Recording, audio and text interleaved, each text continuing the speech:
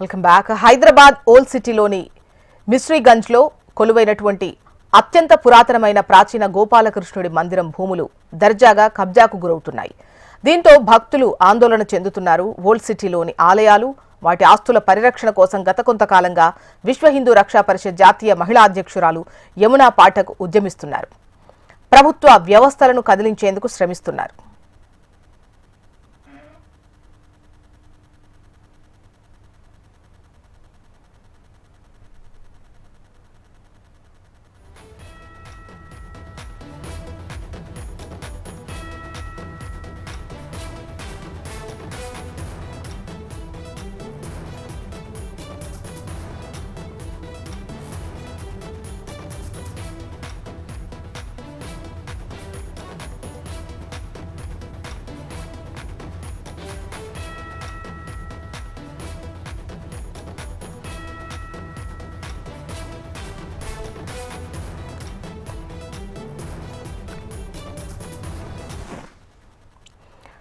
Right. Hyderabad old సిటీలో ఉన్న మిస్త్రీగంజ్ లో కొలువైనటువంటి అత్యంత పురాతనమైన ప్రాచీన గోపాలకృష్ణుడి మందిరం భూములు దర్జాగా కబ్జాకు గురవుతున్నాయి. దీంతో భక్తులు ఆందోళన చెందుతున్నారు. ఓల్డ్ సిటీలోని ఆలయాలు, వాటి ఆస్తుల పరిరక్షణ కోసం గత కొంతకాలంగా విశ్వ హిందూ రక్షా పరిషత్ జాతీయ మహిళా అధ్యక్షురాలు యమునా పాఠక్ ఉద్యమిస్తున్నారు. ప్రభుత్వ వ్యవస్థలను కదిలించేందుకు శ్రమిస్తున్నారు. మనతో మాట్లాడేందుకు శిల్పిక, వీరు విశ్వ హిందూ రక్షా పరిషత్ సభ్యురాలు, సిద్ధంగా ఉన్నారు. నమస్తే అండి శిల్పిక గారు. నమస్తే అండి. చెప్పండి, గోపాలకృష్ణుడి ఆలయానికి, మందిరానికి అసలు ఎంత భూమి ఉండే, ఎంతవరకు కబ్జా అయింది, మీ దృష్టికి ఎంతవరకు వచ్చింది? వాస్తవంగా జ్యోత్స్న గారు, ఇక్కడ ఏంటంటే ప్రముఖ ఆధ్యాత్మికవేత్త, సైకాలజిస్ట్, సామాజిక ఉద్యమకారిణి, అలాగే ఆధ్యాత్మిక ఉద్యమకారిణి కూడా మనము అభివర్ణించవచ్చు. శ్రీమతి నడింపల్లి యమునా పాఠక్ గారు వచ్చి మిస్రీగంజ్ ఘాజీబండ్లలో ఉన్న శ్రీ ప్రాచీన గోపాలకృష్ణ క్షేత్రం కబ్జా కోరల నుంచి విడిపించడానికి ఈరోజు ఆమరణ నిరాహార దీక్షకు పూనారు. అది కూడా అంటే పూర్తి స్థాయిలో ఆహారము, నీరు కూడా తీసుకోకుండా ఇక్కడ ఆవిడ నిరాహార దీక్షకు ప్రారంభిస్తున్నారు. భక్తుల మధ్యలో శ్రీ విష్ణు సహస్రనామ పారాయణం జరుగుతుంది, అలాగే భగవద్గీత పారాయణం కూడా జరుగుతుందండి. అయితే ఆవిడ ఎందుకు చేస్తున్నారు అనేది సమాజానికి తెలియాలి. ఆవిడ ఒక్కరి పడుతున్న కష్టం ఒకరి కోసం కాదు. ఇక్కడ ఎంతో కబ్జా అయ్యింది, దాదాపుగా ఎంత కబ్జా అయింది, ఏమిటి, ఎలా ఉంది, ఈ వివరాలన్నీ కూడా ఆవిడ మాటల్లోనే అడిగి తెలుసుకునే ప్రయత్నం చేద్దామండి. నమస్తే యమున గారు. నమస్తే అండి. జై శ్రీకృష్ణ. జై శ్రీకృష్ణ. చెప్పండి యమున గారు, పూర్తిగా అసలు ఇక్కడ ఏం జరుగుతుంది, కబ్జా కోరల్లో ఎంతవరకు వెళ్ళింది? మీకు అన్ని ఆధారాలు కూడా ఉన్నాయి అని చెప్తున్నారు, అయినా కూడా ఇంకా ఇలాంటి కార్యక్రమం చేయవలసిన అవసరం ఏమొస్తుంది? మీరెందుకు ఆమరణ నిరాహార దీక్ష చేయాలనుకుంటున్నారు? జై శ్రీకృష్ణ అండి. ఈరోజు మనం 1700 సంవత్సరాల పురాతనమైన ఎంతో ప్రాశస్త్యం కలిగిన శ్రీ గోపాలకృష్ణ ఆలయంలో మనం ఉన్నాము. ఈ ఆలయం దాదాపు 40 సంవత్సరాల నుంచి అజ్ఞాతంలో ఉంది. మరి ఎంతో మంది వచ్చారు, వెళ్లారు, కానీ ఇక్కడ ఎటువంటి చలనం లేదు. మరి ఒక నిర్విరామ కృషితో గత సంవత్సరాల నుంచి నిర్విరామ కృషితో మనం చేస్తున్న ఈ ప్రయత్నం వల్ల మనం జాగోరే ద్వారా కూడా అనేక కథనాలు బయటకు తీసుకొచ్చి అనేక ఆలయాలను, వాటి దుస్థితిని బయటకు తీసుకొచ్చిన క్రమంలో మనం చూపించుకుంటూ వస్తున్నాము. అందులో భాగంగానే మిస్రీగంజ్, పాత బస్తీ అని చెప్పుకుంటున్న మన ఎంతో ప్రాశస్త్యం ఉన్న మన మహానగరంలో మిస్రీగంజ్ గాజీబండా దగ్గర శ్రీ గోపాలకృష్ణ ఆలయం ఈ రోజు ఎంత నిరాదరణకు గురైంది అనే దాని మీద మనం చూసుకుంటూ ఉంటే, దీనికి సంబంధించి మనం ఎన్నో కథనాలు చూపించిన తర్వాత అనేక విషయాలు వెలుగులోకి వచ్చాయి. ఇందులో ఏమిటి అంటే, పూర్తిగా ఎకరం పైన ఉన్న ఈ ఆలయ ఆస్తి సగానికి కుదించుకుపోయింది. ఆ సగంలో కూడా మరి ఈ ఆలయానికి సంబంధించిన ఈ ఆస్తులన్నీ కూడా మనము అన్ని డాక్యుమెంటల్ ఎవిడెన్స్ ద్వారా, ఇవి మీరు చూస్తూ ఉంటే ఇది ముంతకాబులు, మనకి ముంతకాబు ఉంది, ముంతకాబులో కూడా ఇది ఆలయ ఆస్తి అని మనకి డాక్యుమెంటల్ ఎవిడెన్స్ ఉంది. అలాగే ఈ యొక్క ఆలయానికి సంబంధించి 40 ఏళ్ల కిందటే సిటీ సివిల్ కోర్టులో, అలాగే హైకోర్టులో కూడా దాఖలు చేసిన వీటికి సంబంధించి ఏదైతే అక్రమార్కులు దీని మీద దాఖలు చేశారో వాళ్ళు పూర్తిగా కూడా అప్పుడు ఉన్నత న్యాయస్థానము, సిటీ సివిల్ కోర్టు కూడా ఈ కేసులు కొట్టిపడేసింది, డిస్మిస్ చేసి ఈ పూర్తి ఆలయ ఆస్తి ఎండోమెంట్ ప్రాపర్టీ అని కూడా చాలా నిర్ధారించింది. దాని తర్వాత కూడా ఈ ఆలయ ఆస్తి అని చెప్పిన తర్వాత, కోర్టు తీర్పిచ్చిన తర్వాత కూడా ఈ ఆస్తిని ఎవరు స్వీకరించలేదు. కొంతమంది ప్రైవేట్ యాజమాన్యంలో నడిచింది. దాని తర్వాత కాలక్రమేణా అంధకారంలో ఉండింది. ఆ తర్వాత కూడా మనం జాగోరే ద్వారా అనేక కథనాలు, డిబేట్లు, డిస్కషన్లు, ప్రతి ఎవిడెన్స్ నిజంగా స్వామి దయతోనే అనేక విషయాలు మాకు సహకరించి, అజ్ఞాతంలో పరోక్షంగా నేరుగా సహకరించిన వాళ్ళు ఎంతో మంది ఉన్నారు. వాళ్ళందరికీ కూడా ఈరోజు కృతజ్ఞతలు చెప్పుకుంటున్నాము. వాళ్ళ వల్ల మాకు సంబంధించిన ఎన్నో డాక్యుమెంట్స్ వచ్చాయి, చూపించాము. అటు ఎండోమెంట్ శాఖ వారికి కూడా పదే వినతి పత్రాలు కమిషనర్ గారికి, డీసీ గారికి, ఏసీ గారికి, ఇన్స్పెక్టర్ గారికి వీళ్ళందరికీ ఇవ్వడం జరిగింది. అయ్యా మీరు ఇంప్లీడ్ కి వెళ్ళండి అని చెప్పడం జరిగింది. వాళ్ళకి సంబంధించిన మొత్తం పేపర్స్, డాక్యుమెంటేషన్ తర్వాత సహా మనం TSLR కాపీస్, ప్రతి ఎవిడెన్స్ కూడా, మ్యాపులు, ఒకప్పుడు దీని నక్ష, ప్రతిదీ ముంతకాబులు 1 కాదు 2 కాదు తీసుకొస్తే, మిత్రులారా ఈ రోజు GHMC పరిధిలో ఫేక్ డాక్యుమెంట్లు సృష్టించి హౌస్ నంబర్లు సృష్టించారు, ఫేక్ డాక్యుమెంట్లు. అది కాకుండా న్యాయస్థానం పేరు తీసుకొని న్యాయస్థానాన్ని తప్పుదోరు పట్టించి దానికి సంబంధించి కూడా వీళ్ళు పక్కన అక్రమ కట్టడాలు, ఈ రోజు ఆలయ ఆస్తిని కబ్జా చేసి, గతం ఏమైందో మేము ప్రస్తావించటం లేదు, కానీ కళ్ళ ముందు మేము ఈ షో స్టార్ట్ చేసి దీని గురించి ప్రస్తావించిన తర్వాత అక్రమార్కులు యథేచ్ఛగా కబ్జా కొరల్లో చిక్కుకుపోతోంది ఈ ఆలయ ఆస్తి. దీనికి సంబంధించి ప్రతి డాక్యుమెంటల్ ఎవిడెన్స్ కూడా మేము ప్రభుత్వ అధికారులకు ఇచ్చాము. మొన్నటికి కూడా కలెక్టర్ గారి ఆఫీస్ లో కూడా మనము ప్రజావాణిలో కూడా దరఖాస్తు చేయడం జరిగింది. తక్షణమే న్యాయం చేస్తామన్నారు. ఎన్ని రిప్రజెంటేషన్స్ ఇచ్చినా చలనం లేదు. GHMC వారి పరిధిలో వాళ్ళు ఇమ్మీడియట్ గా కట్టడాన్ని ఆపుంటే ఈ రోజు పక్కనున్న కట్టడం ఈ స్థాయిలో వచ్చేది కాదు. మిత్రులారా, భక్తులందరికీ విన్నతం. అంటే ఈ రోజు ఒక ఎంక్రోచర్ సిస్టమ్ ని క్వశ్చన్ చేస్తున్నాడు. మీరు ఏం చేసుకుంటారో చేసుకోండి, ప్రభుత్వం అంటే లెక్కలేదు, డిపార్ట్మెంట్ అంటే లెక్కలేదు, ప్రజాస్వామ్యం అంటే లెక్కలేదు, కాన్స్టిట్యూషన్ అంటే లెక్కలేదు. ఇక్కడ సమస్య మతానిది కాదు మిత్రులారా, ఇక్కడ సమస్య ఎంక్రోచర్స్ ది. ఒక లా అబైడింగ్ సిటిజన్ గా మనం ఏదైతే ఉండాలో దాన్ని పూర్తిగా విరుద్ధంగా వీళ్ళు చేస్తున్న ఈ ప్రక్రియని ప్రభుత్వం తిప్పికొట్టకపోతే ప్రజలకు విశ్వాసం ఉండదు ప్రభుత్వం మీద. మీరు ఎవరిని కొమ్ము కాస్తున్నారు, ఎవరికి మీరు ప్రేరణ ఇస్తున్నారు? అక్రమార్కులక. ఒక సగటు మధ్యతరగతి కుటుంబస్తుడు చిన్నగా డీవియేషన్ చేస్తే ఫైన్లు వేస్తారు, కూల్చేస్తారు. హైడ్రా తీసుకొచ్చారు, కూల్చేయలేదా? చిన్న కట్టడాలు, చిన్న పెద్ద తారతమ్యం లేకుండా మీరు అందరినీ కూడా మీరు వాళ్ళని బయటికి లాగలేదా, తీయలేదా? మరి ఎందుకు ఓల్డ్ సిటీ అంటే ఎందుకు భయము అనేది ఈ రోజు ప్రశ్నిస్తున్నారు. ఎందుకు ఓల్డ్ సిటీలో యథేచ్ఛగా అక్రమాలు కొనసాగుతున్నాయి? ప్రజలందరూ ట్యాక్సులు కట్టడం లేదా? ప్రజలందరూ ఒకడం కాదా? భారతదేశం అంతా ఒక న్యాయము, ఓల్డ్ సిటీకి మాత్రం ఒక న్యాయమా? ఇక్కడ అడిగే ప్రశ్నించేవాడు లేడా? ఈ రోజు గోపాలకృష్ణ ఆలయం మిశ్రీగంజ్ గాజీబండలో కనుక తక్షణ న్యాయం జరగకపోతే GHMC వారు సమాధానం ఇవ్వాల్సిందే. అక్రమ కట్టడం, కోర్టు వారిని తప్పుదోవ పట్టించారు, అన్ని డాక్యుమెంటల్ ఎవిడెన్సెస్ ఇచ్చాం. ఎలా వస్తాయి వీళ్ళకి వాటర్ కనెక్షన్? ఎలా వస్తాయి వీళ్ళకి హౌస్ కనెక్షన్లు? ఎవరిచ్చారు ఆస్తి? ఎవరిచ్చారు వీళ్ళకి హక్కు? ఇవన్నీ ఫేక్ డాక్యుమెంట్స్. ఒకే ఏరియాలో వాళ్ళ మార్చి పేర్లు పెట్టారు మిత్రులారా. ఇవన్నీ కూడా మీరు చూడండి, జాగోరే మీరు చూస్తే మీకు అన్ని కూడా విపులంగా ప్రతి డిస్కషన్ లో ఉంది. ఎంతో మంది పెద్దలని, నిపుణులను, అనేక మంది ఉద్దండలను పిలిపించి మేము చేస్తున్న ఈ షోలో అనేక సూచనలు ఇస్తా వచ్చాం. ఎందుకే నిర్లక్ష్యం? ఈ రోజు ప్రభుత్వ డిపార్ట్మెంట్ దిగి వచ్చి ఈ గుడికి న్యాయం చేయకపోతే, ఆ అక్రమ కట్టడం ఆపకపోతే ఖచ్చితంగా ఏ స్థాయికైనా ముందుకు వెళ్ళడానికి సిద్ధంగా ఉన్నాం. ప్రాణాలకు సైతం త్యాగం చేయడానికి సిద్ధంగా ఉన్నానండి. శ్రీకృష్ణ పరమాత్మ పాదాల సాక్షిగా ఈ రోజు చెప్పడం జరుగుతోంది. ఈ రోజు అదే గనక వీళ్ళకి చలనం తీసుకొస్తే నేను ఆహుతి అవడానికి సిద్ధంగా ఉన్నాను. ఆ శ్రీకృష్ణ పరమాత్మ పాదాల సాక్షిగా అటు ఆహారము, నీళ్లు లేక తప్పకుండా ఈ ఆలయ భూములను కబ్జా కొరల నుంచి విముక్తి చెందడానికి తప్పకుండా సాయశక్తుల ప్రాణానికి మించి పని చేస్తానని ఈ రోజు వాగ్దానం చేస్తున్నాను. జై శ్రీరామ్, జై శ్రీరామ్. యమున గారు, మీకు మద్దతుగా చాలా మంది ఇక్కడికి వచ్చి ఉన్నారు.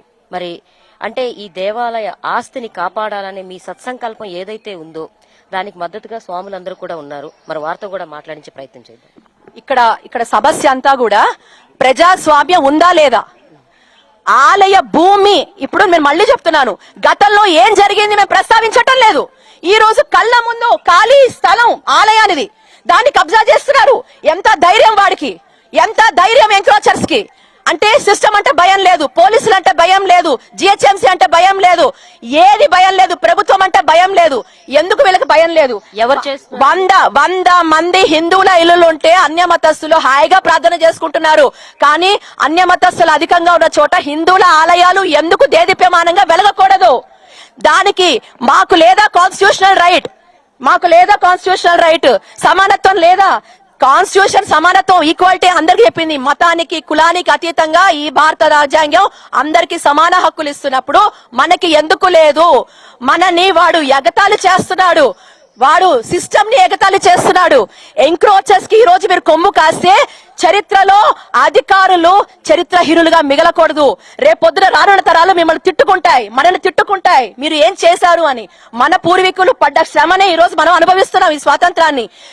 నిజాముల కాలంలో దేదీప్యమానంగా వెలిగాయే మన ఆలయాలు? ఆ రోజు సవ్యంగా ఉన్నాయే, అద్భుతంగా ఉన్నాయే. మరి ఈ రోజు ప్రజాస్వామ్యం వచ్చాక మన పాలకులు ఎందుకు నిర్లక్ష్యం చేస్తున్నారు?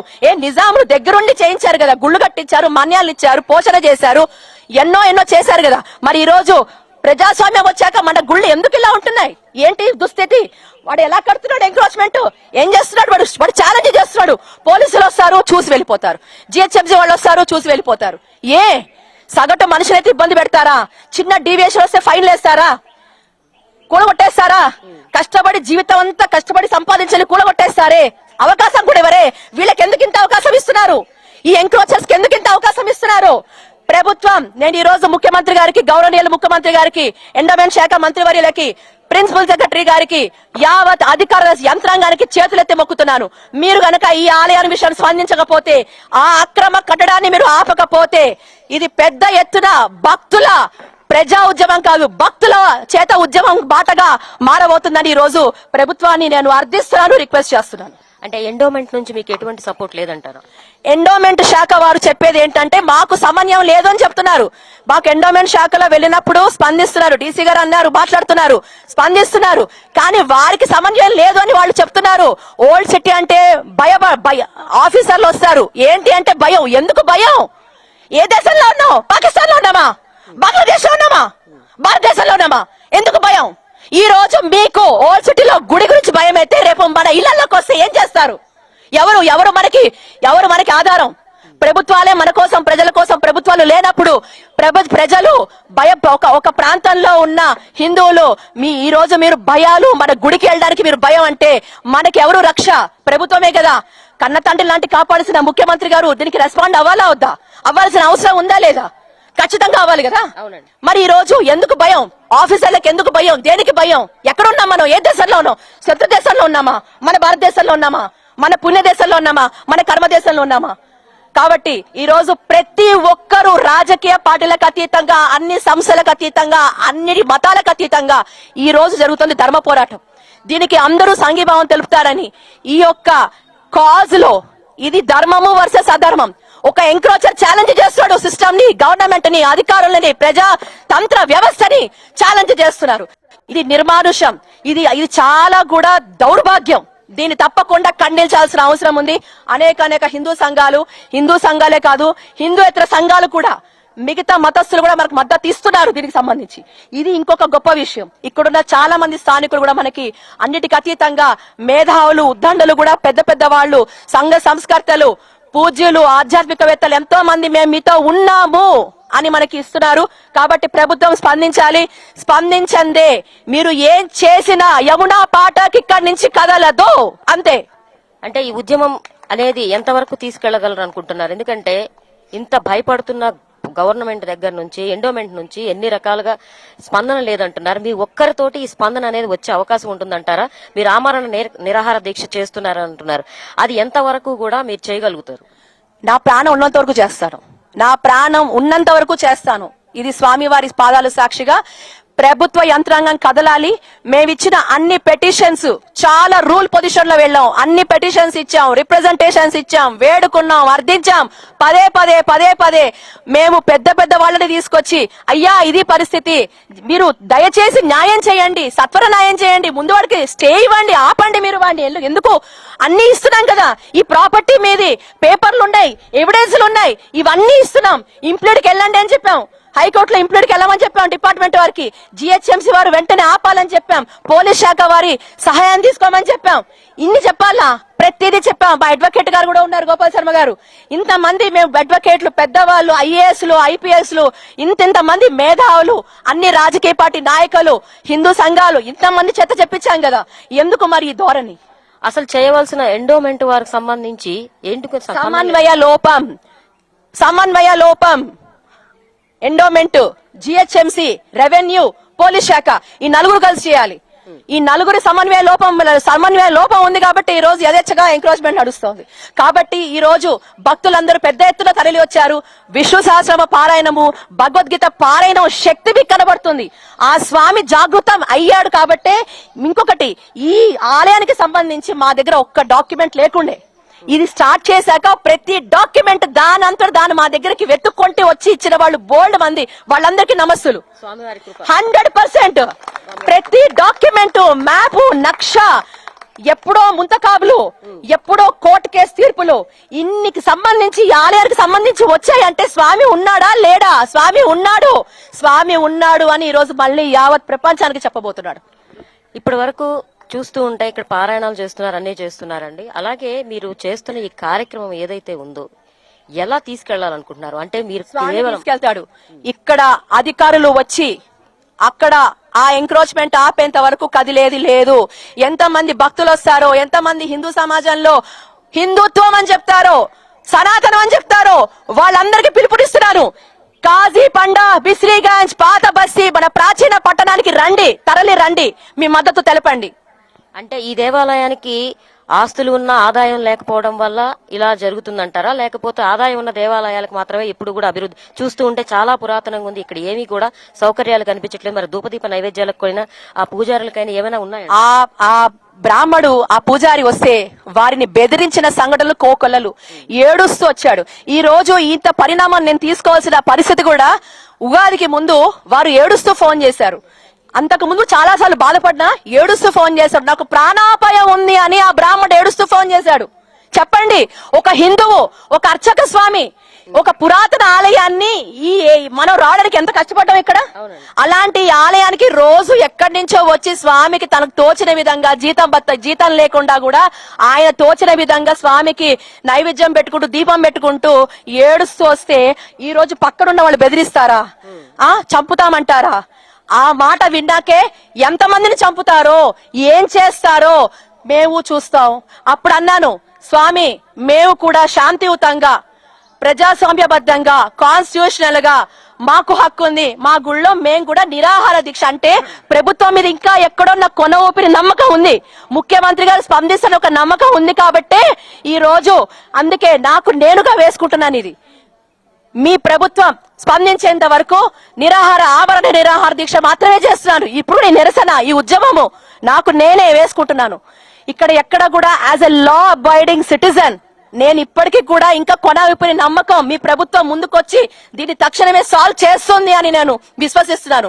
ప్రిన్సిపల్ సెక్రటరీ గారు స్పందించాలి, కొండా సురేఖ గారు స్పందించాలి, ముఖ్యమంత్రి గారు స్పందించాలి, చీఫ్ సెక్రటరీ గారు స్పందించాలి, యావత్ యంత్రాంగం, జిహెచ్ఎంసీ స్పందించాలి, పోలీస్ శాఖ స్పందించాలి, రాష్ట్ర డీజీపీ గారు స్పందించాలి, మీరందరూ స్పందించాలి, రెవెన్యూ స్పందించాలి, ఎండోమెంట్ శాఖ కమిషనర్ గారు మీరు స్పందించాలి.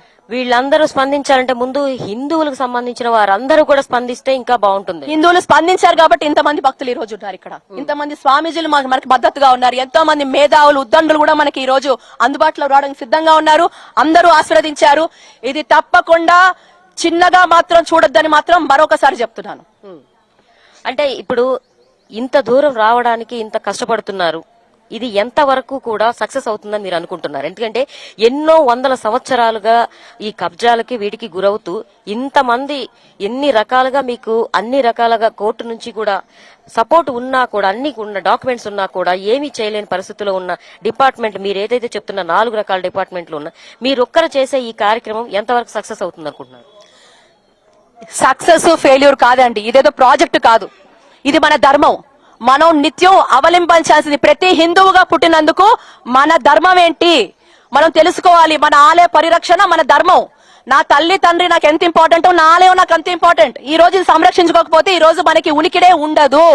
ఇది మన ఆలయం, మన సంస్కృతి, మన పరమాత్ముడు, మన భగవంతుడు. మననంటే ఎవరండి అడ్డు చెప్పేది? ఇదేమన్నా ప్రాజెక్టా? నాకు ఇదేమన్నా మిషనా? కాదు.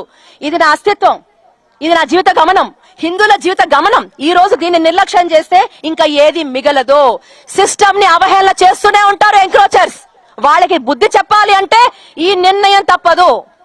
ఎక్కువగా రాజకీయాల్లోనో లేకపోతే ఇతరత్ర సామాజిక అంశాల్లో మాత్రమే నిరాహార దీక్ష చేస్తూ ఉంటారండి. మరి అలాంటిది మీరు ఈ దేవాలయ సంరక్షణ కోసం మొట్టమొదటిసారిగా నిరాహార దీక్ష చేస్తున్నటువంటి ఒక మహిళగా, శక్తిగా మీరు ముందుకొచ్చారు. మీకు అభినందనలు తెలియజేస్తూ